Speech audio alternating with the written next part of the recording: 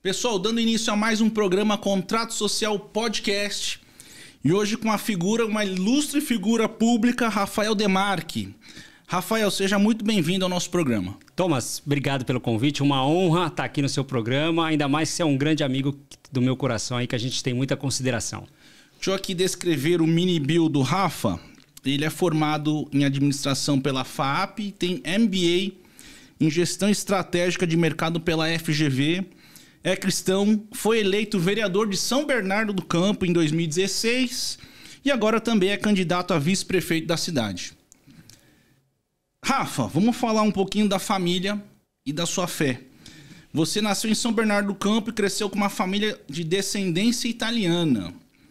Como é que essa sua herança cultural influenciou a sua vida e as suas escolhas? E você acredita, Thomas, um negócio muito legal. Todo mundo me vê como italiano. E aí um dia eu fiz um teste de DNA, aqueles testes MyHeritage para fazer.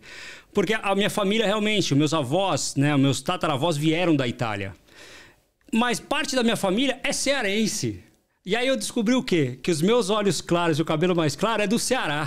Porque quem puxou a linhagem italiana ficou careca mais cedo, né? Ficou mais gordinho. Mas assim, essa questão cultural é muito importante, porque nós crescemos dentro praticamente de um restaurante. A minha família, a Demarque, ele veio da Itália. Nós viemos em 1887 da Itália, né? Naqueles navios que vieram para tentar a vida. Os italianos que saíram, que fugiram da Itália e vieram para o Brasil para tentar a vida aqui. Né? Acabamos vindo para São Bernardo, várias famílias vieram e a gente trabalhava naquelas plantações, né, de batata, por isso que São Bernardo do Campo é conhecido como batateiro. E ali o bairro, né, nós temos um bairro que chama bairro Demarque, Thomas, isso é muito interessante. As pessoas... Rafa, eu tive até indo pro litoral, sempre vejo a placa Demarque. Qual que é a origem, então, da família Demarque? A placa? É realmente da sua família lá? Na verdade, quando nós viemos da Itália, algumas glebas, né, eram doadas para as famílias poderem cultivar. E aquela gleba do bairro Demarque foi dada ali à família Demarque para que a família Demarque pudesse fazer ali a cultivar, fazer a plantação. Mas não só, foi dado um pedaço. Só que vieram tantos Demarques para São Bernardo naquela época que acabou dando nome para o bairro. Assim como os bairros do lado, né? Battistini, que é uma família tradicional também, que tinham glebas ali para desenvolver as plantações, né? E aí ficou, né, o bairro Demarque ali, que aí quando você passa na Anchieta Imigrantes, o pessoal vê, pô, B Demarque, o que é isso? É o bairro Demarque, né? Então tem esse nome pela origem, porque aquela gleba daquele local, ele foi destinado ali à família Demarque, uma parte daquela gleba foi destinada à família Demarque para a gente poder desenvolver a agricultura naquele local logo que a família chegou da Itália. E Rafa, fala um pouquinho pra gente sobre a questão de São Bernardo, né, que é uma grande potência. O ABC, como um todo, a gente vê uma população gigante também naquela região, uma potência econômica daquela região. E qual foi o crescimento ali do ABC? O que você pode falar de São Bernardo? O que você pode falar de Santo André? O que você pode falar do ABC para os nossos telespectadores? Olha, Thomas, o ABC ele tem uma importância muito significativa, principalmente São Bernardo do Campo. Né? São Bernardo sempre foi conhecido como a terra da indústria. Né? A vocação da cidade de São Bernardo sempre foi uma vocação industrial. Então, as grandes montadoras que vieram para o Brasil, né? A Volkswagen, a parte da Toyota, a Scania, a Mercedes, a Ford se instalaram na cidade de São Bernardo do Campo. Né? Outras montadoras como a GM, então nós sempre fomos o berço do automobilismo. Uhum. A GM foi para São Caetano, né? E muitas empresas acabaram migrando para Santo André, não montadoras, mas outras empresas parecidas que trabalham nessa parte de montagem. Então, São Bernardo e o Grande ABC ficou conhecido no Brasil, né, como a terra do automobilístico, porque as empresas que vieram para fazer fabricação ou montagem de veículos se estabeleceram ali. E São Bernardo do Campo, né, sempre teve uma vocação industrial muito importante. Então, nós tínhamos as maiores montadoras, a Ford, a Volkswagen, a Toyota, Scania e Mercedes, na cidade de São Bernardo. Então, isso foi essencial, né, para o desenvolvimento da cidade. Hoje nós temos 1 milhão de habitantes, as pessoas chegaram ali na cidade de São Bernardo do Campo, a maioria veio em busca de trabalho e você tinha postos de trabalho em abundância. Você tinha uma Volkswagen na década de 1956, por exemplo, 56 não, mas 65, 66, que você tinha 46 mil trabalhadores na Volkswagen. Né? Então, isso Rafa, era deixa eu fazer uma indústria. pergunta para os nossos telespectadores, porque a gente aqui trata de coisas também inovadoras. Né? Cidades inteligentes, a gente sempre aborda a questão que a inovação pode mudar. O que o uso da tecnologia hoje afeta na parte positiva ou negativa da indústria lá de São Bernardo? Uma excelente pergunta, Thomas. São Bernardo do Campo, como eu falei, né, ela já teve uma vocação industrial e com o passar do tempo, essa vocação ela mudou. Hoje, São Bernardo, nós temos que fortalecer a indústria, mas a vocação de São Bernardo hoje ela está muito mais para um modal logístico e um futuro modal de tecnologia. Né? Faltou um pouco de visão dos governadores perceber que São Bernardo do Campo mudou o seu modal, né? A sua vocação industrial, que nós temos que fortalecer, lógico, para essa vocação de hub logístico. O que eu falo de São Bernardo do Campo, Thomas, que é importantíssimo? Hoje nós somos a esquina do Brasil. Se você pegar a cidade de São Bernardo do Campo, está entre a Anchieta, rodovia Anchieta e Imigrantes, entre o Rodanel. Nós estamos a 1 hora do aeroporto de Guarulhos, que é o maior aeroporto de entrada e saída de mercadoria. Nós estamos a 30 minutos do maior porto do Brasil, que é o Porto de Santos. Então você tem, geograficamente, uma das melhores cidades do Brasil para escoamento de produção, para desenvolvimento de empresas de tecnologia e que trabalham também com comércio eletrônico, como o Mercado Livre, como outras empresas, né, que poderiam se estabelecer na cidade de São Bernardo do Campo. Mas os nossos governantes não entenderam que nós mudamos essa vocação industrial, mas nós podemos fazer uma vocação hoje de hub logístico, ser o maior hub logístico do Brasil, e, consequentemente, trazer um polo tecnológico que vai precisar, lógico, em acordo com as universidades, e conseguiria desenvolver por causa do nosso escoamento, Thomas. Qual que é o problema hoje de São Bernardo? Se você ir para Guarulhos e Osasco, o Mercado Livre gera lá 10 mil empregos em cada uma das cidades. Por que São Bernardo não gera? Porque nós temos um ISS ainda mais caro que as outras cidades. Se entrar um prefeito que tenha essa visão, nós transformamos São Bernardo num hub logístico, o maior hub logístico do Brasil, e, consequentemente, nós traríamos e atrairíamos as empresas de tecnologia para a cidade, que hoje falta muito. A gente acabou perdendo muito disso, porque as empresas de tecnologia saíram, né, nem vieram para o Grande ABC, acabaram se estabelecendo no interior, em outros estados. E, consequentemente, parte da indústria acabou fazendo essa migração para outros estados que têm, na verdade, uma condição de impostos e de mão de obra qualificada melhor que o Grande ABC.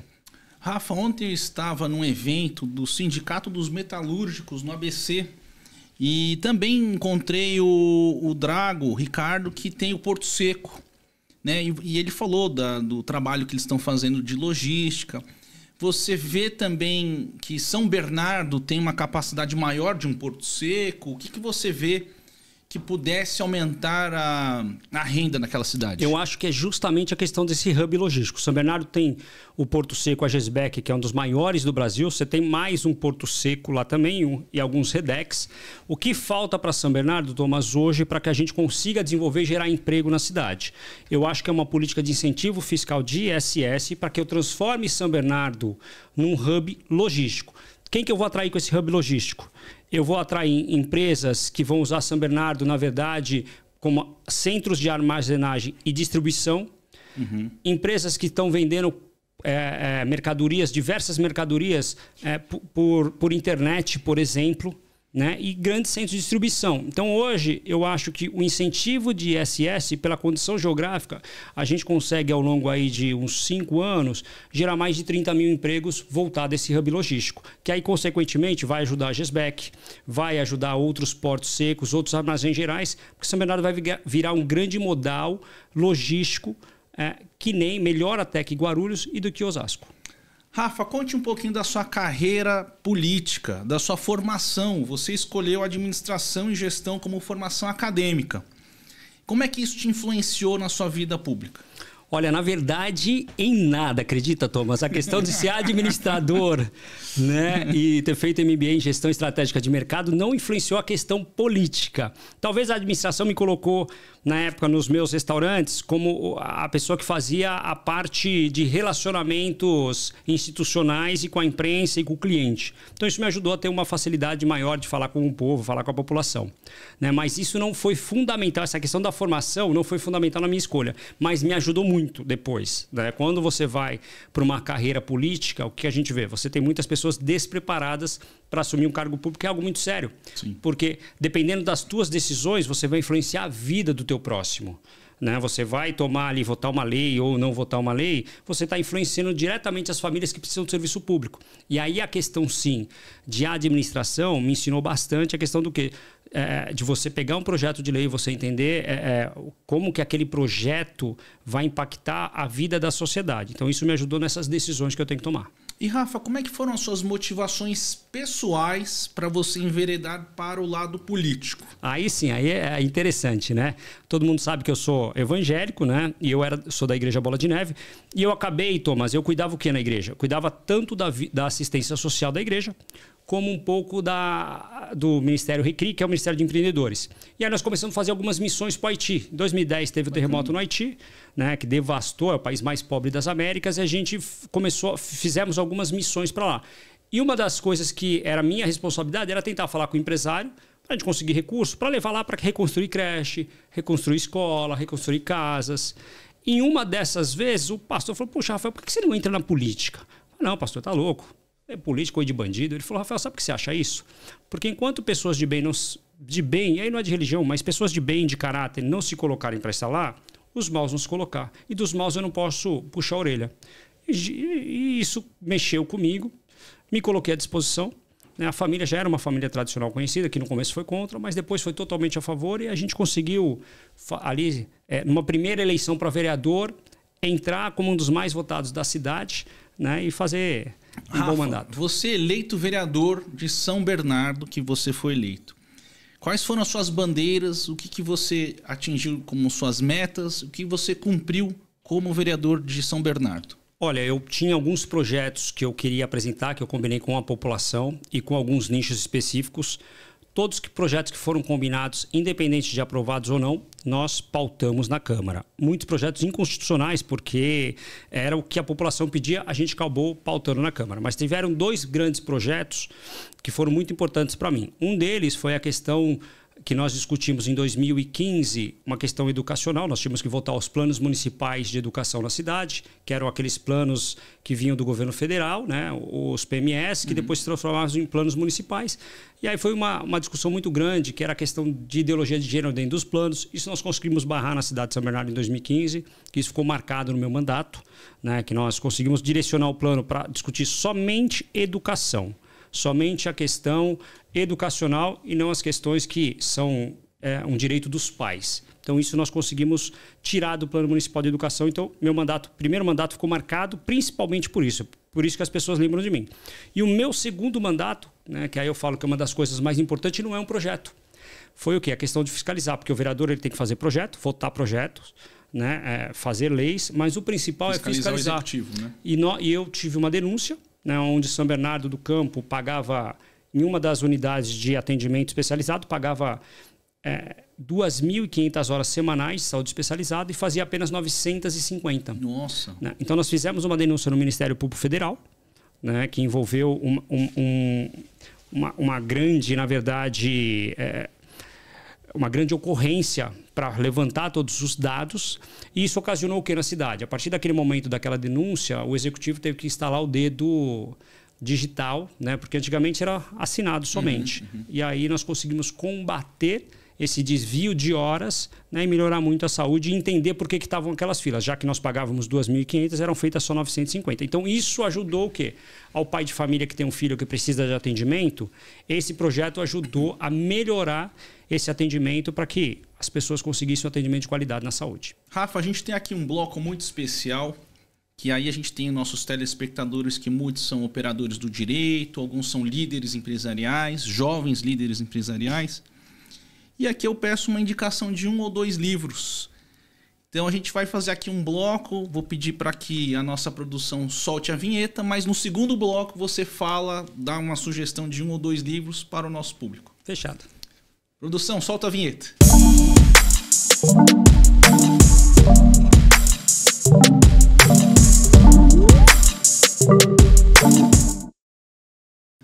Rafa, quais são os 2 livros que você indicaria aqui para os nossos telespectadores? Um livro de cabeceira, um livro que você... Olha, eu vou falar, Thomas, um livro que mudou minha vida, tá? A partir do momento que eu li esse livro, a minha vida mudou, né? Que é Como Fazer Amigos e Influenciar Pessoas, né? De Dale Garnier. Esse livro mudou minha vida, porque eu trabalhava com vendas. Então, assim, esse para mim é um livro que todo mundo tinha que ler, para saber lidar com as pessoas, para aprender a deixar as pessoas falarem, né? Não só falar, mas ouvir principalmente. Né? E o segundo livro de cabeceira meu, eu tenho alguns, né? Eu poderia falar do Monge Executivo, mas para mim a Bíblia vai ser sempre o segundo livro de cabeceira meu, que eu vou ler todos os dias ali para buscar conforto nos momentos de aflição. Rafa, falando agora dessa questão de eleições, né? Quais são as suas principais motivações após essa sua passagem que você falou no primeiro bloco como vereador de São Bernardo? Quais são os seus objetivos para o futuro? Thomas, eu sempre tive um sonho. Quando eu entrei, né, para a política, quando a gente entra vereador, a gente não entende muito bem a função do legislativo. E aí você entende que o legislativo é legislar e não executar. E o que a população gosta, e o que ela pede, o que ela espera, é o executivo. São as funções que o executivo elabora. Então eu sempre tive um sonho, depois disso, de ser prefeito da minha cidade. Né? E venho trabalhando, né, de 2020 para cá, para tentar ser prefeito. Porque eu entendo o quê? Né? Uma coisa que para mim ela é importante, o que a gente vai deixar no final da nossa vida é o legado que a gente deixou. E aí o legado é o que a gente apresentou para o nosso próximo. O que você deixou, o que você influenciou na vida das pessoas. E eu sei que como prefeito de uma cidade, você tem o poder da caneta na mão. Se você fizer um mandato decente, um mandato correto, um mandato que você vai combater corrupção, que vai sobrar dinheiro em caixa para você investir, você vai mudar a vida de milhares de pessoas que moram na sua cidade. Um dia, eu sempre tive o sonho de ser prefeito, para quando acabar lá, o pessoal, puxa, o Rafael Demar, que foi prefeito da cidade, olha, ele fez um projeto que mudou a nossa vida e melhorou a vida da nossa família. Então, isso é um sonho que eu tenho. Então, um dia eu ainda serei prefeito da minha cidade. Rafa, você tem esse seu lado empresarial, você tem esse lado também do Recri, que você participa do Recri. Fala um pouco para o nosso telespectador qual que é a participação do Recri, qual que é a força do Recri, qual que é o objetivo do Recri também do lado empresarial. Legal. O Recri, na verdade, Tomás, é Rede Cristã de Empreendedores. Ele foi criado na Igreja Bola de Neve. Qual que é o principal intuito dele? A gente acolher as pessoas que querem empreender, que têm o sonho de empreender, que querem se tornar empresários, ou também que são funcionários, mas querem estar ligados ali, conectados a outros empresários. Na verdade, eu não falo que ele é um hub, mas ele é um hub de ligar os empresários cristãos. É o networking da Igreja Bola de Neve, onde a gente consegue ligar os empresários, fazer negócio entre os próprios empresários, buscar conselho, né? E sobretudo, conectar essas pessoas, né? O que a gente fala é o network. A gente consegue conectar os empresários da igreja através do Recri e também dar um senso, Thomas, de pertencimento. Porque assim, normalmente o cara é empresário, não, quero crescer, quero isso, quero ficar rico, quero... Mas espera aí. E aí a gente prega isso no Recri, né? Se você é um pipoqueiro, puxa, seja o melhor pipoqueiro. Né? Se não é que você, então eu preciso, eu me converti agora, então eu vou ser empresário super bem sucedido. Não, se você é um mecânico, seja o melhor mecânico, honre ali a tua profissão, seja o melhor mecânico, dê o teu melhor, atenda o cliente da melhor forma. Então você dá um senso de pertencimento às pessoas, porque nem todo empresário vai ficar mega milionário, transformar e ter milhares de franquias, não. Então é o que a gente fala, a gente usa esse exemplo do pipoqueiro porque ele é muito importante. Nós temos um pipoqueiro que quando chegou na igreja, ele foi pro Recri. E ele mudou, ele só vendia pipoca doce e salgada. Hoje ele vende uma pipoca gourmet num saquinho, que é aquelas de Nutella, de leitinho. Estourou, explodiu. Porque ele entendeu, puxa, se Deus me deu a questão de eu ser pipoqueiro, então eu vou ser o melhor pipoqueiro. E ele evoluiu e hoje ele vende pipoca gourmet em todo lugar. Então o que a gente faz é o quê? Senso de pertencimento para as pessoas. Se você é um mecânico, seja o melhor mecânico possível. Então isso é o que o Recri tem pregado aí no Brasil afora.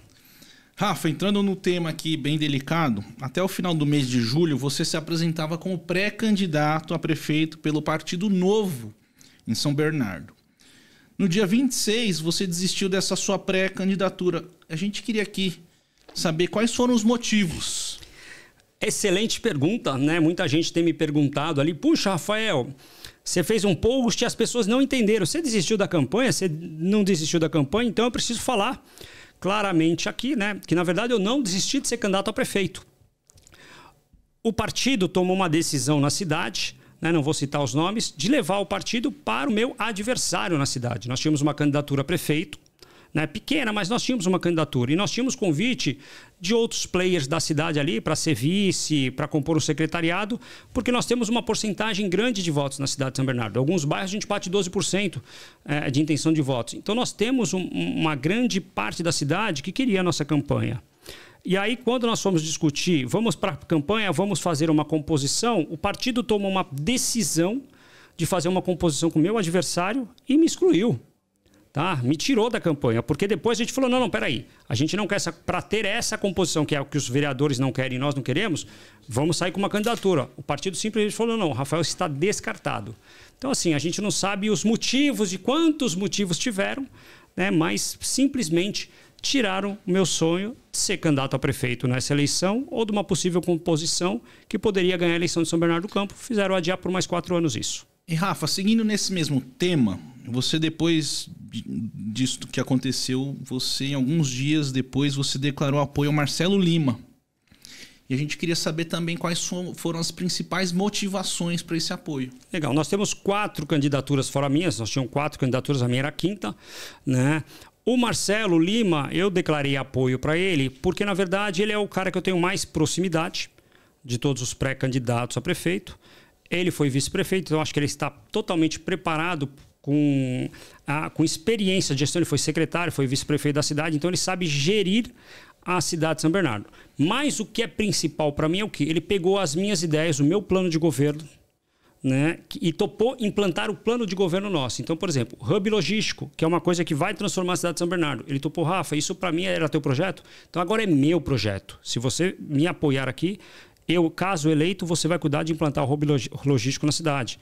Vai cuidar de implantar um hub de inovação e de tecnologia. Então ele abraçou o meu plano de governo e aí eu tomei a decisão por apoiá-lo, por crer que ele tem total chances de ganhar, tem condição, sabe como gerir uma cidade, mas ele tem uma visão além, né, da atual gestão, que é o quê? Justamente a questão de conseguir gerar o número de emprego necessário para a cidade. E aí eu tomei a decisão pura e simplesmente por acreditar que ele tem condição, que ele pode ganhar, mas principalmente por pegar o nosso plano de governo, que são nossos sonhos para a cidade, e topar implantar na cidade. Rafa, com toda a sua experiência nessa vida pública, política que você tem, você acha que é importante também essa parceria dos consórcios, das cidades, desse diálogo constante com as cidades ali do ABC, com a cidade de São Paulo? Porque se você for ver, São Paulo está totalmente interligado com as outras cidades, né? A gente tem aqui 30 e tantas subprefeituras. Você acha que é importante esse diálogo dos consórcios? Eu acho muito importante. As pessoas às vezes não entendem e criticam os consórcios na cidade. Hoje nós temos um consórcio, Thomas, lá no ABC, que é o consórcio das 7 cidades. E eu vejo muita gente criticar sem conhecer a função do consórcio. Ela é extremamente importante porque existem políticas que elas não são políticas de uma cidade, que elas têm que ser discutidas com as 7. Por exemplo, quando a gente vai falar do trólebus, né, que é um meio ali de transporte que passa por 4 das grandes cidades. Puxa, eu não consigo discutir isso na cidade, porque ela passa por 4 cidades. Então eu discuto isso num consórcio entre as 7 cidades, né? Então as pessoas às vezes não entendem a função. Tem, por exemplo, um projeto que é muito importante, que foi implantado via consórcio. Existe uma casa, né, para, vamos dizer, um dos projetos que foi colocado para 7 cidades. Existe uma casa de reclusão de mulheres que foram vítimas de violência. Chegaram em casa, agora apanharam do marido. O que eu faço? Né? Apanhei do meu marido, o que eu faço? Existe uma casa que é totalmente, é só para as mulheres, é secreta, isso, né, não é aberto, que o consórcio mantém. Que qualquer mulher vítima de violência, por exemplo, em uma das 7 cidades, pode procurar e é indicado para essa casa. Quem banca isso? O recurso do consórcio. Então é uma casa em uma das 7 cidades, que está em Diadema. Que fica próximo, mas ao mesmo tempo protege a vítima. Exatamente. Então o consórcio ele é responsável por fazer algumas políticas que enquadram as 7 cidades. O consórcio também, por exemplo, tem um centro de monitoramento, né, de catástrofes e enchentes. Porque quando chove, puxa, o ABC, por exemplo, é interligado. O morro, às vezes, uma parte do morro é São Bernardo, e é verdade, tá? Uma parte do morro é Santo André, às vezes a outra parte é Mauá. Pode impactar tudo, né? E você impacta 3 cidades. O impacto gerado são em 3 cidades. Por isso que o consórcio faz políticas para 7 cidades e muita gente acaba criticando, mas eu conheço o consórcio. Inclusive, no consórcio você tem uma área de desenvolvimento econômico totalmente apartada, né, das outras cidades, que é para trazer políticas, desenvolver políticas de atração industrial para 7 cidades. Né? Então, ele é fundamental para que você faça política integrada, discutindo um modal de 7 cidades integrados. É muito bom. Rafa, a gente está chegando aqui já no final do nosso programa, mas eu queria fazer uma pergunta e também a sua visão. O que você recomendaria para os nossos jovens líderes políticos, para quem quer ingressar na política? Qual a sua visão do papel da política nessa transformação social e como é que você planeja também usar essa ferramenta para melhorar a vida das pessoas na sua cidade? Então, seriam 2 perguntas. O que você faria para a sua cidade, São Bernardo? E, além disso, o que você sugere ou recomenda para as pessoas que querem participar da vida pública e querem fazer parte de fomentar a cidadania? Olha, eu acho que a política é a maior ferramenta de transformação que existe. Né? Ela precisa de pessoas jovens, pessoas novas que tenham novas ideias para a gente ajudar a transformar as cidades. Uma coisa que você tem que ter é o quê? Né? Que é aquilo que eu falo. As suas decisões políticas, quando você chega no mandato, vão impactar a vida de famílias. Quem mais precisa, que normalmente é a pessoa que precisa da saúde pública, do transporte público. Então, é uma responsabilidade muito grande e é muito importante. Então, eu incentivo aquelas pessoas de bem que tenham ali, olha, eu quero transformar a vida de pessoas, eu quero transformar a vida da minha cidade, eu quero transformar a vida do meu bairro, a se envolverem na política. Seja saindo a um cargo eletivo ou simplesmente participando da sociedade civil organizada ali para cobrar os políticos já eleitos. Então, eu acho que é fundamental e todo mundo precisa se envolver. Né? Eu falo, quem não gosta de político é governado por quem gosta. Não gosto de política. Você vai ser governado por quem gosta. Então, se envolva para ajudar na transformação da tua cidade e do nosso país. Então, eu acho que pessoas que tenham caráter, que tenham essa motivação e queiram ajudar as famílias do Brasil, têm que se envolver na política. E o que eu preciso, né? O que eu tenho no meu coração para São Bernardo do Campo? Tenho vários sonhos, vários projetos, mas hoje o principal para mim, Thomas, que fica na cidade, é melhorar a vida das famílias. E como? Dando mais dignidade. E como é que eu dou mais dignidade? Né? Que é uma discussão que eu tenho discutido hoje, né, muito com o Marcelo Lima, que é o candidato que eu estou apoiando lá. Para eu dar mais dignidade, eu tenho que gerar mais empregos e uma renda melhor. Né? Possivelmente, se eu conseguir atrair empresas que pagam melhor, eu consigo dar mais dignidade para as famílias. Então, hoje eu estou 100% focado no meu tempo em buscar soluções para que São Bernardo atraia mais empresas, né? Atraiam empresas, principalmente eu estou tentando me voltar um pouco mais a trazer empresas de tecnologia que às vezes têm um piso salarial maior, né? E São Bernardo precisa desenvolver esse polo de tecnologia. Então, hoje, meu tempo é voltado a ajudar a desenvolver a economia da minha cidade. Eu acho que a indústria ela tem uma importância muito grande. Nós temos que realmente continuar ajudando a indústria. Ela tem um peso tremendo ainda. Ela é um modal muito importante, mas a vocação ela mudou um pouquinho e nós temos que incentivar essa nova vocação de logística na cidade e de tecnologia. Porque aí eu consigo o quê? Mudar a vida das famílias da minha cidade para que eles não dependam tanto do serviço público, para que eles tenham uma renda melhor, para que as famílias tenham uma renda melhor.